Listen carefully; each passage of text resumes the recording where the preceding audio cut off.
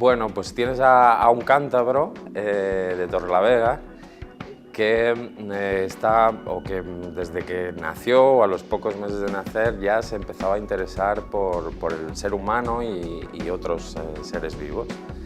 Entonces, a medida que fui creciendo, bueno, fui adquiriendo una formación que me permitía entender más sobre las personas. Entonces, de esta manera fui pasando por la Facultad de Sociología, acabé Sociología, por doctorados en Etología, en Primatología y ya lo último, Antropología. Como también me interesan mucho algunos contextos o los grupos que los humanos forman de manera natural, como por ejemplo organizaciones, empresas, asociaciones, pues también he intentado de alguna manera vincular todo ese conocimiento para entender qué es lo que pasa en los grupos, ¿no? Por qué nos comportamos de la manera que hacemos y cuáles son nuestras motivaciones, objetivos, etc. Bueno, consiste en ir buscando las analogías, aquellos comportamientos que en grandes simios que están muy cercanos a nosotros y que son idénticas o muy similares a los humanos. Y a partir de ahí, si yo sé que una conducta es casi idéntica en los chimpancés y en los humanos, puedo suponer que el ancestro común de ambos ya lo poseía hace millones de años. Entonces, a partir de ahí, digamos que trazo un mapa y empiezo a sacar características, algunas compartidas, otras son únicas de nuestra especie, pero en cualquier caso me ayudan a conocer al ser humano. Es decir, yo cada vez que estudio más a los gorilas, más entiendo a los humanos. Y cada vez que cuanto más estudio a los humanos, también entenderé más a los gorilas. Pero bueno, mi objetivo final son los seres humanos. Somos muy similares en cuanto a las motivaciones principales y en cuanto a... Sí, y incluso un poco más allá, es decir, hay aspectos que están de moda en las empresas de recursos humanos del IBEX 35 y resulta que son comportamientos como el liderazgo, el trabajo en equipo, la motivación, la resolución de conflictos, y son temas que podemos rastrearlos hasta su origen hace millones de años. ¿Qué conseguimos con esto? Bueno, pues saber en origen, en sus raíces, qué función cumplía, con qué objetivos, qué condiciones hacían que se mantuviera o no, por ejemplo, el liderazgo, ¿no? Para centrarnos en un aspecto y que nos puedan entender mejor.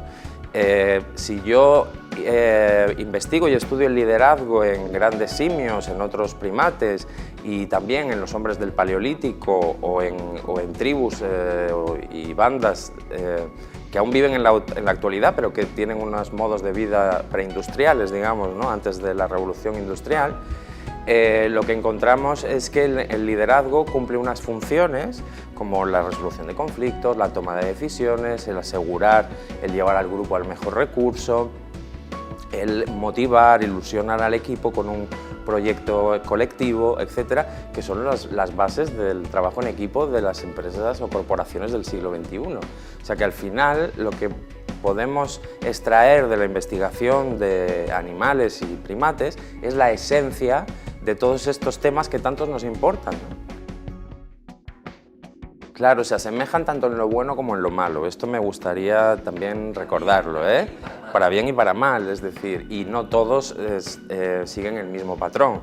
Cuando yo asemejo las demostraciones de fuerza de los chimpancés, que a veces tiran piedras o rompen ramas solo para asustar a otros y que esos no se enfrenten a ellos de manera directa, es decir, para disuadirlos de un enfrentamiento real, veo que el portazo del jefe, el puñetazo sobre la mesa en el consejo directivo o algunas otras formas, tienen mucho que ver con esa forma de entender la dominancia y el liderazgo.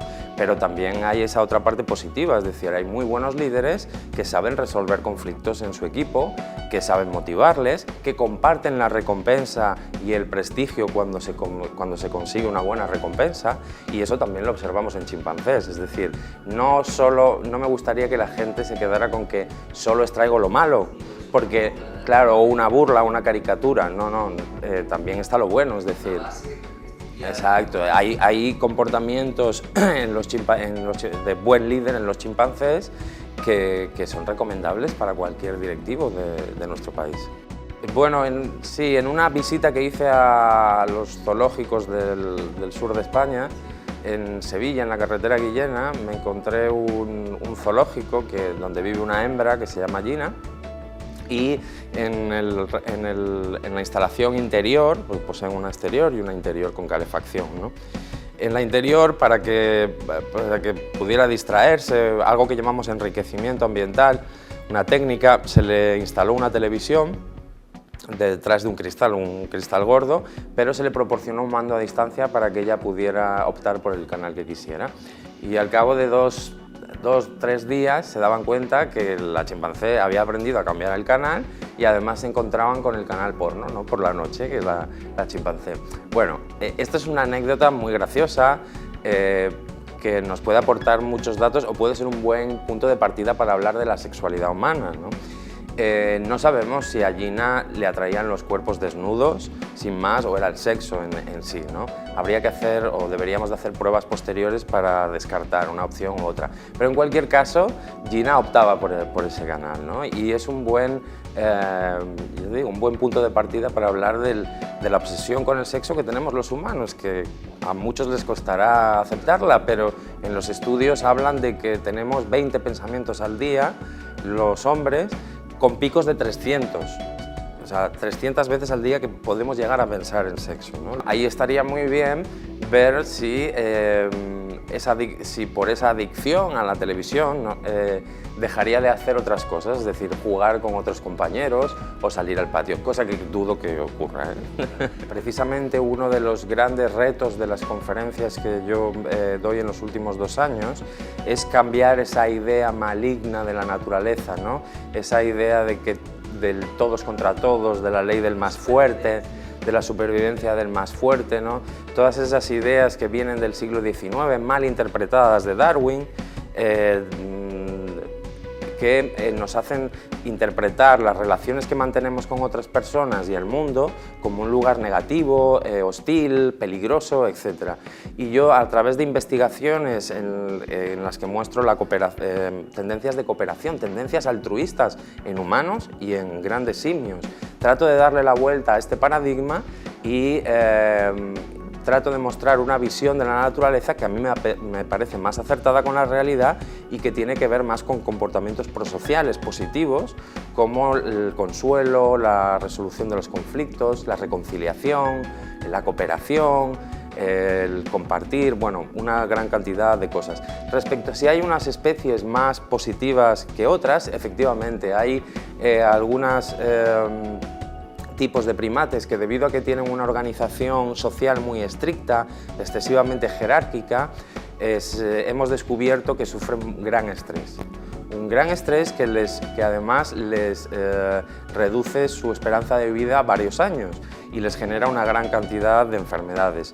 Ya sabemos que hay una relación directa entre las defensas bajas y una ansiedad o un estrés en niveles muy altos. Entonces, por ejemplo, tenemos a los papiones, a los macacos, que digamos que son muy estrictos y se dan mucha caña en cuanto a la hora de organizarse socialmente. Pero tenemos otros, como los bonobos o los macacos de manos doradas o los gibones, que son monógamos toda la vida, por ejemplo, que muestran comportamientos todo lo contrario.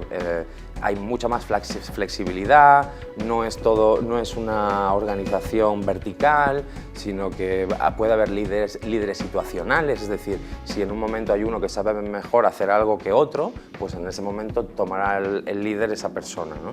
Si es, por ejemplo, rastrear a un animal, el que mejor siga las señales, ¿no?, las huellas, pues será en ese momento el líder. Es un concepto fantástico de liderazgo que muchas tribus han llevado a cabo, ¿no?, y es el situacional, es el que mejor lo haga en ese momento será el líder. Por supuesto, se trata de volver a las esencias, a aquello que forma parte de nuestro ADN desde hace millones de años: la cooperación, el altruismo, la reconciliación, es decir, recuperar todo aquello que ha hecho de nosotros lo que somos.